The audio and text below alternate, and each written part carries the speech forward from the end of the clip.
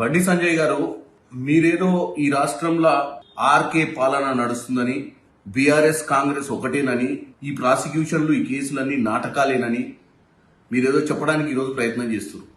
నేను ఒకటే అడుగుతున్నా మిమ్మల్ని, ఈ రాష్ట్రంలో మీరు ఆర్కే పాలన నడుస్తుంది, రేవంత్ రెడ్డి కేటీఆర్ పాలన నడుస్తుంది అంటారు.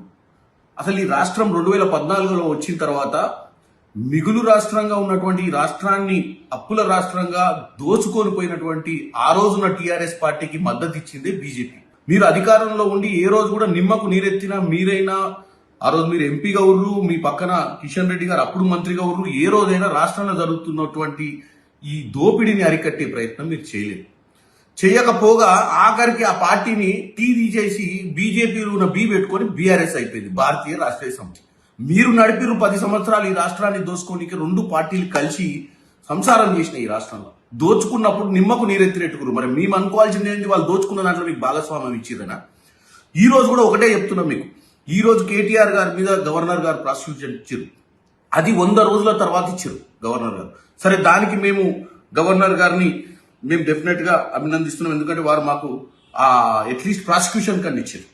కానీ ఈ కేసుని ఏసీబీ ఛార్జ్ షీట్ ఫైల్ చేయాలంటే ఐఏఎస్ అరవింద్ కుమార్ మీద కూడా మనకు ప్రాసిక్యూషన్ ఇవ్వాల్సిన అవసరం ఉంది. దీని విషయంలోనే ఆల్రెడీ డిఓపిటికి రాష్ట్ర ప్రభుత్వం లేఖ రాసింది. అరవింద్ కుమార్ని ఎట్టి పరిస్థితుల్లో ఇంటరాగేట్ చేయాలని, వాస్తవాలు తెలుసుకోవాలని.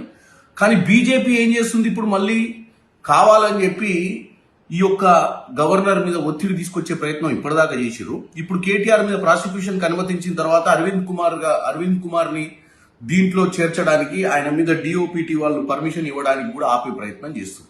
ఎందుకు చేస్తున్నారు? కేటీఆర్ కి ఇండైరెక్ట్ గా మద్దతు ఇస్తుంది బీజేపీ.